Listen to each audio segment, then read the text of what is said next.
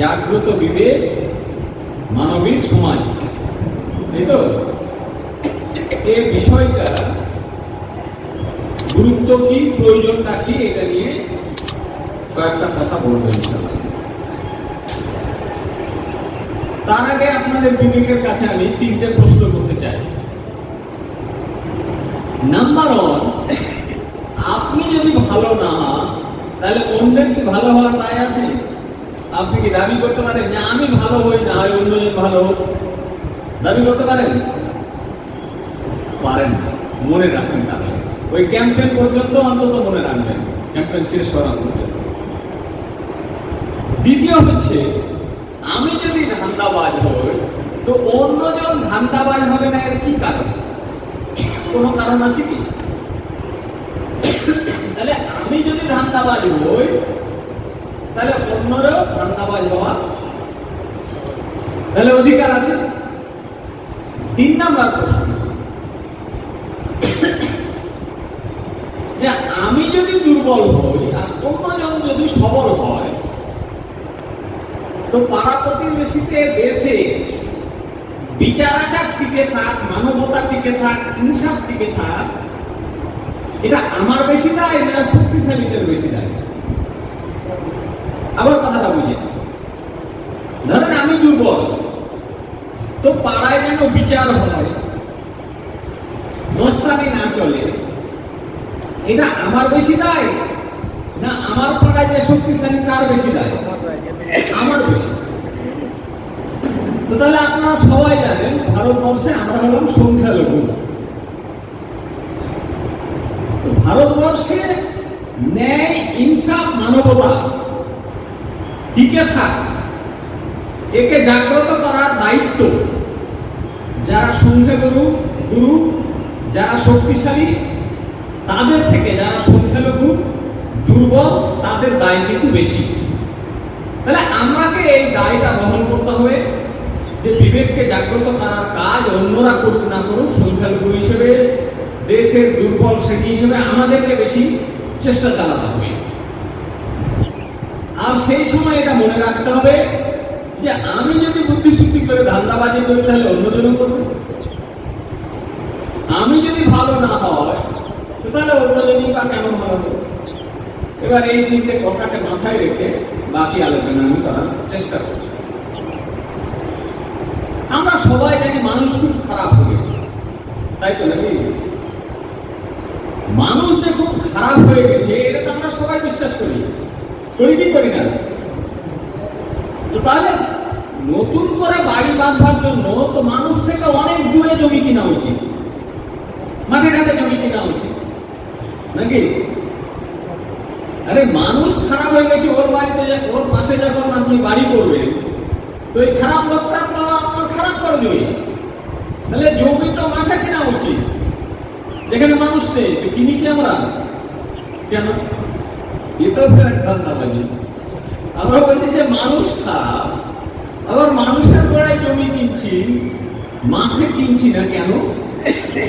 মানুষ এমনই একটা জীব যে মানুষের সাথে সামাজিক ভাবে বাস না করে বিচ্ছিন্ন ভাবে বাস করতে পারে না, পারে কি? তো তাহলে আমরাকে সামাজিক ভাবে বাস করতে হবে বলে সমাজটাকে জাগ্রত, মানবিক করে রাখতে হবে। মানবিক সমাজ ছাড়া আমরা বাস করতে পারবো না। এই জন্য আমরা মানুষকে যতই খারাপ বলি না কেন, আমরা মানুষের বাড়ির কাছাকাছি জমি কিনি, যে আমি বাড়ি করি, ফাঁকা মাঠে আমরা জমি কিনি না। এই মানবিক সমাজ পেতে গেলে আমাদের অবশ্যই কি করতে হবে? যে বিবেককে জাগ্রত করতে হবে। আচ্ছা, জাগাই কখন? আমার একটা ছেলে মনে করেন জেগে চেয়ারে বসে আছে, আপনি কি ওকে জাগাবেন? জাগাবেন নাকি? জাগাবেন না, জেগেই আছে কেউ। তো বিবেক কেন ঘুমিয়ে যায়, কেন সুপ্ত হয়ে যায়, কেন দাবড়িয়ে যায়, তলায় পড়ে যায়, ওটা জানলে আপনি বিবেককে জাগ্রত করবার ব্যাপারটা, প্যাঁচটা বুঝতে পারবেন, পারবেন। খুবই সরল কথা, এটা বহুবার আপনাদেরকে আমি শুনিয়েছি, হয়তো মনে নেই, আবার মনে করিয়ে দিচ্ছি। দেখেন, মানুষ যেমন বিবেক সম্পন্ন তেমনি পাশবিক গুণ সম্পন্ন, নাকি? যে তার পেটের খিদা লাগে, ঠান্ডার দিনে তাকে ঠান্ডা লাগে, তার বয়স হয়ে গেলে যৌন চাহিদা তৈরি হয়। এগুলো তো পাশবিক গুণ। পশুরও এগুলো আছে। বকরি ঘাস খায়, বাঘ শিকার করে খায়, হরিণ ঘাস খায়, মানুষেরা এখন চাল ধান খাওয়ার ইচ্ছে করে। পশুরা যেমন অন্য পশু বিপরীত পশুর সাথে মিলতে তার একটা বিরাট আকর্ষণ বোধ হয় একটা বয়সের পর। পুরুষ মানুষের সেরকম নারীর প্রতি, নারীর সেরকম পুরুষের প্রতি এটা একটা আকর্ষণ বোধ আছে। তো মানুষ বিবেক সম্পন্ন প্লাস পাশবিক গুণ সম্পন্ন, দুটোই। এই পাশবিক গুণ থাকার জন্য আপনি যতই বড় মুলবির বেটা মুলবি হন আর ভালোর বেটা ভালো হন, ভালো গাড়ি আপনাকে ভালো লাগে না খারাপ লাগে? ভালো লাগে। ভালো খাবার আপনাকেও ভালো লাগে। ভালো সুন্দর একটা বাড়ি আপনারও লাগে। নবী মুহাম্মদ সাল্লাল্লাহু আলাইহি সাল্লাম বলছে যে অহংকারী সে জান্নাতে যাবে না। তো কোন বলছেন যে আমার রাসূল আমার তো ভালো লাগে যে আমার একটা ভালো বাড়ি হোক, আমার পোশাকটা সুন্দর হোক। আল্লাহ রাসূল বলেন যে আল্লাহ সুন্দর, অত সুন্দরকে পছন্দ করে। তো এটা তো অহংকার না। তোমার মনের মধ্যে যেটা জাগবে এটা কিন্তু অহংকার না। তো পশুত্বটা কি? যে আমাদের পাশবিক একটা জায়গা আছে, ভালো গাড়ি, ভালো বাড়ি, ভালো নারী, এগুলো ভালো লাগবে, আকর্ষণ হবে। এটা আপনি যেই করেন না কেন এটা মানতে হবে, কারণ এটা আপনার আমার ফিতরা। এবার ধরেন আপনার বুদ্ধি বেশি, আমার বুদ্ধি কম। এটা বুদ্ধি করে কোনো জিনিস ফার্স্ট হওয়া যাবে, তা আপনি ফার্স্ট হওয়ার চেষ্টা করবেন না? করবেন কি করবেন না? করে একটা আম ধর করে পড়লো, 10টা ছেলে আছে, যে ছেলেটা বেশি জোরে দৌড়াতে পারে ও দৌড়ে গিয়ে আমটা কুড়াবে না? নাকি ওর বিবেক জাগ্রত হওয়ার জন্য পিছে পিছে ছুটবে, বলে যে অন্যজন দৌড়ে গিয়ে নিক, এরকম ব্যাপার আছে নাকি? আমটার লোক সঙ্গে সঙ্গে সব কাটাকে দৌড়াবার চেষ্টা করবে, আর দৌড়ে গিয়ে কি করবে, যে বেশি দৌড়াতে পারবে সে নিক। খুব স্বাভাবিক। একটা মনে করেন ডাক্তার, ওই গাঁয়ে সবচেয়ে সুন্দরী মেয়ে আছে, ডাক্তারকে আর ওই ডাক্তার বেকার ছেলে অনেকদিন থেকে এসএসসি হয় না, চাকরি বাকরিও পায় না, ওই জন্য ওই ছেলেটাকে প্রস্তাব দিবে না এই মেয়েটাকে? এরকম কোনো ব্যাপার আছে? তো তাহলে পাশবিক তার চেতনাকে পূরণ করবার জন্য মেধা এবং শক্তি সবাই প্রয়োগ করবে, এটা খুব স্বাভাবিক। তার বুদ্ধিবিদ্যা এবং শক্তি সবাই প্রয়োগ করবে, যে সে আরো ভালো গাড়ি, আরো ভালো নারী, আরো এটা করবা। দুনিয়াটাকে ফার্স্ট আর লাস্ট যে বিশ্বাস করে সে তাহলে কি করবে? তার জ্ঞান প্রয়োগ করে সে ভালো জিনিসটাকে নেবে, আর ওই ভালো জিনিসটাকে পেতে যে বাধা দেবে। এক জঙ্গল में दो शेर नहीं गुजरता है, সিনেমাটি নাম দেখেছেন তো মাঝে মাঝে? ডায়লগটা কি দেয় মাস্টার? এক জঙ্গল में दो शेर नहीं गुजरता, নাকি এরকম কিছু একটা বলে না, আমিও ভুলে গেছি। তো তাহলে তার খায়েশে, তার চাহিদায় যে বাধা দেবে তাকে সে সরাবার চেষ্টা করবে। করবে কি করবে না? আমি একটা উল্টোপাল্টা কথা বলছি নাকি? একদম স্বাভাবিক কথা বলছি।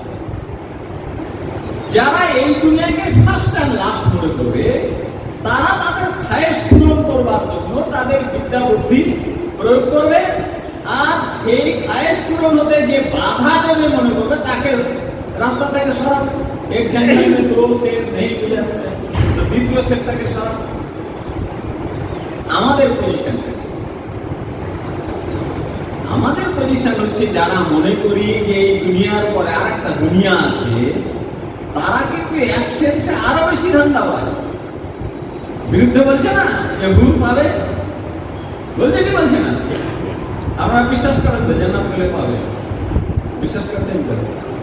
তাহলে আপনিও তো চেষ্টা করছেন যে অতি একটা মানে নারীকে পাওয়া, না চেষ্টা করছেন না? আপনি জান্নাতের চেষ্টা করছেন মানে কি? অনন্ত কাল ধরে আপনি যা চান তাই পাবেন, চেষ্টা করছেন তো? আর ও বিশ্বাস করছে যে ওই দুনিয়া বলে কিছু নেই, এই দুনিয়ায় সে পাওয়ার চেষ্টা করছে। এই জায়গায় দাঁড়িয়ে মানবতাকে যদি জাগ্রত করতে হয় মানবিক সমাজ গড়তে হয়, তাহলে মৌলিক কথাটা ওর মধ্যে পেনিট্রেট করতে হবে যে এই দুনিয়াটা কেবলমাত্র পরীক্ষার দুনিয়া, ভোগ্য দুনিয়া নয়। তোমার পাশবিক চাহিদা সেইটুকুই তুমি পূরণ করতে পারবে যা সমস্ত সম্পদের মালিক আল্লাহ হালাল করে দিয়েছে তোমার জন্য। যা হারাম সেটা যদি তুমি স্পর্শ করো তাহলে অনন্তকালের জন্য তোমাকে জাহান্নামে যেতে হবে।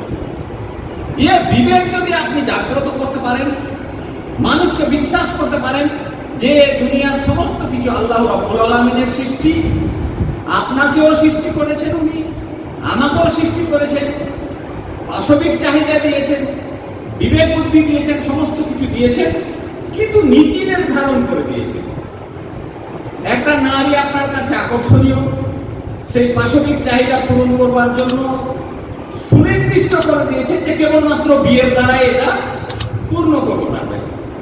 আপনার বাড়ি গাড়ি খুব ভালো লাগে, আপনি হালাল পথে ইনকাম করে বিরাট বিরাট বাড়িও করতে পারবেন, সুন্দর গাড়িও কিনতে পারবেন, কিন্তু হারাম পথে আপনি যদি 1 পয়সা ইনকাম করেন তাহলে আপনার এই জীবন লাঞ্ছিত হবে, পরকালে আপনি জাহান্নামে যাবেন।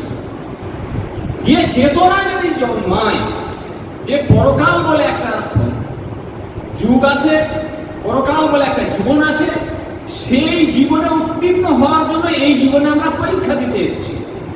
আর এই পরীক্ষার জন্য প্রশ্ন কি কি দিয়েছে না, একটা পাশবিক চাহিদা দিয়েছে, চাহিদা পূরণের জন্য সরঞ্জাম দিয়েছে, আর একটা নীতি রেখা দিয়ে দিয়েছে যে এই রেখা মেনে তুমি এগুলো ভোগ করবে, আর এই রেখার বাইরে যা থাকবে তাকে স্পর্শ করবে না। এই পরীক্ষায় যদি তুমি উত্তীর্ণ হতে পারো তো তাহলে অনন্তকালের জন্য তোমাকে জান্নাত দেওয়া হবে, আর যদি তুমি ফেল হও তাহলে তোমাকে অনন্তকালের শাস্তির জায়গায় পাঠানো হবে।